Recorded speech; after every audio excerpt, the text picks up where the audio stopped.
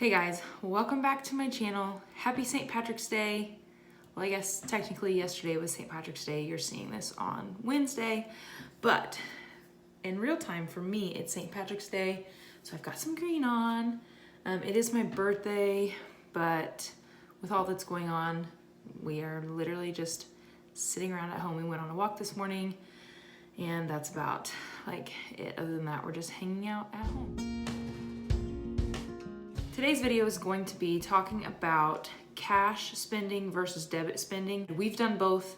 I'm basically just going to talk about like the pros and cons of each, at least for our family. The biggest reason why I'm making this video is just number one, to be informative of like, so many people say cash is king, cash is king. So many people say, oh, don't worry, who cares, use a debit card, blah, blah, whatever. And I just want to like basically talk about my pros and cons.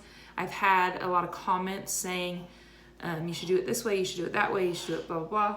I do see the benefits both ways, but I also see the negatives both ways. And I pretty much just choose to do what is working best for us in whatever moment we're in. If you're new here, I'm so happy that you're here. Make sure you hit that subscribe button and then don't forget to follow me on Instagram, and let's get into the video. So the first thing I'm gonna get into is the pros and cons of each way of spending. I'm going to talk about cash first. Pros of cash spending, I think, would be basically that you get it out, you put it aside, and that money is already set aside for that particular budget item, and then you always know how much you have left. So let's say you have $100 for groceries for the week or whatever, then once you get down to $30, you just check your envelope. You can see clearly that you just have $30. You don't have to check your bank account or anything, you just look. That's really convenient when you're already out at the store. You just check in your wallet and you can see how much money you have. The other thing about cash spending is that most of the time people split them up into envelopes, and you can use any kind of envelope. Some people do really fancy ones, some people do just regular like mail envelopes. It is a really good way to like keep the money organized. The other nice thing about cash is there's like times where you go to the farmer's market or you are at the mall and you need to have cash for like your kid to get on a ride, you know, one of those little rides or something. And so it's nice because people who don't carry cash at all can't, you know, sometimes can't have transactions because there's vendors that don't take cards. Those are basically the pros that I see from cash spending. The last pro that I'll talk about is that usually with cash spending, it keeps you on track a little bit more as long as you do it the right way. Now to talk about the cons of cash spending, at least for our family. So number one, with cash spending, my personal belief is that it's best to budget for every single paycheck, because it gets really confusing if you have more than one paycheck in the month, but you're trying to do one budget for the entire month when it comes to like divvying up cash. It is tough, it's really hard. So you've got to plan at every paycheck what cash you're gonna get out, and then the next thing is that you've got to go to the bank and get the cash out. I know this sounds like it shouldn't be a big deal, but at least for us, like we're both coaches, we're both teachers, we have kids, and there were just times where it was like we'd be on the way to work and we were supposed to stop by the bank, didn't have time to stop by the bank, after school had to go get the kids, go to practice, those sort of things, and it just became more of a hassle. I found myself when we were doing cash spending running like on my lunch break to go get cash out the day that we got paid, and then trying to divvy up the money. If you don't know, when you do cash spending, the best way to be able to divvy it into your envelopes is to write out like how many of each bill you need, so you don't just go and get a bunch of $100 bills, or you don't just go and get a bunch of $20 bills. Say one envelope needs $500 and then another envelope needs $15. Well, you want to make sure you have like the right bills so that you can divvy up the money. So the process is a little bit longer. To not only are you budgeting the money, you've got to figure out what bills and then how many of each bill you need in each envelope. The other thing with cash is because you don't have your bank statement saying what you spent the cash on, you basically like need to track every single thing. You need to write down every single thing that you bought like in the moment, because if you lose your receipt, then you don't have a backup. You don't know what you spent that money on, and then you get to the point where you don't know where it went. The last thing I'm gonna say about cash spending, and it's a pro and a con. The last thing I'm gonna say about cash spending is that it is a lot harder to spend cash when you actually like have that bill in your hand and have to hand it over rather than swiping a debit card. So I believe if you're somebody who really has like a self-control issue, and not to say that's a bad thing, it is both a pro and a con. The pro to making it harder to spend that cash is that you're gonna save more money most likely. You're not gonna spend as much. But the con is that there are times where you really need to spend the money and then you might just choose not to because it is harder to hand it over.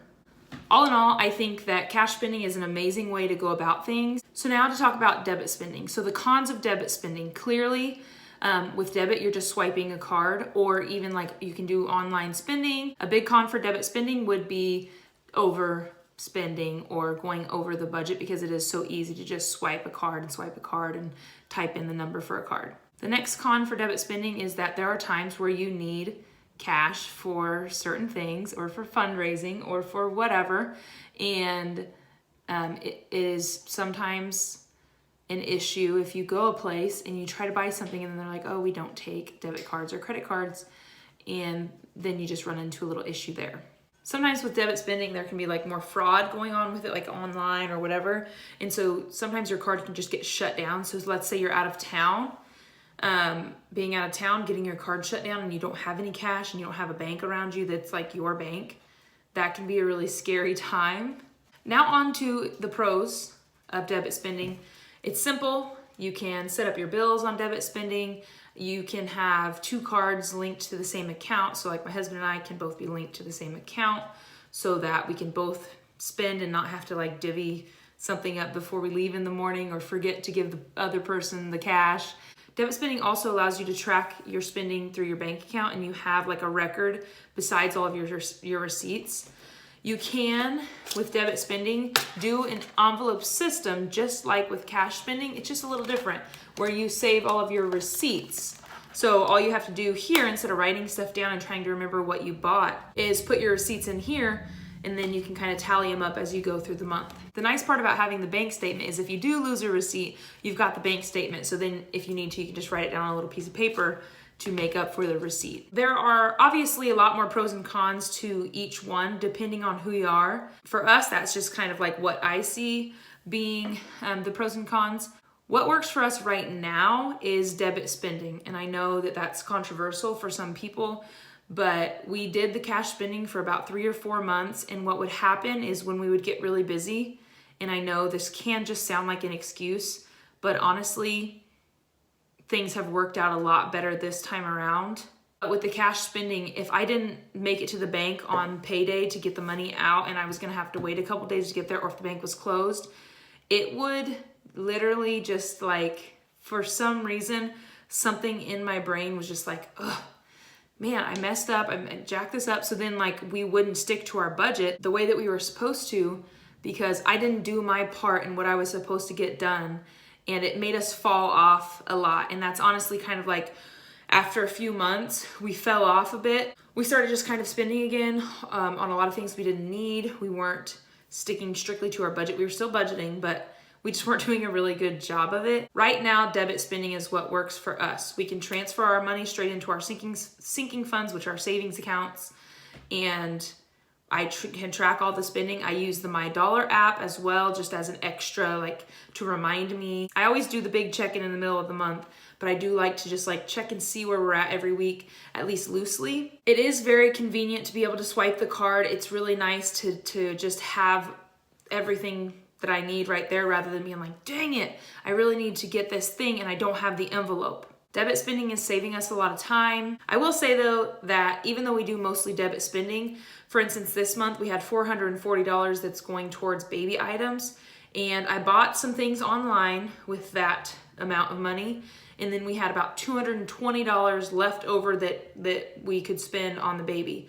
So instead of just leaving that money sit, what I did was I took the $220 out and set it aside for baby items, so that when we went to Walmart or when we went to Target or wherever, we could use just the cash. So we could have like a separate transaction from anything like groceries or something that we were buying. You can always make it work like with debit and cash, but that's what works for us right now. I know I get a lot of comments about it, and I know that some people think it's right to be one way and right to be the other way, but I think that you just have to see your situation. You have to see what's going to be the most effective for you in that moment. I do believe that maybe one day we'll go back to cash spending, but right now this is what's working. I hope you like this video. Happy St. Patrick's Day, one day late. Please make sure you give this video a thumbs up, and then don't forget to subscribe so you never miss a video. We will see you tomorrow.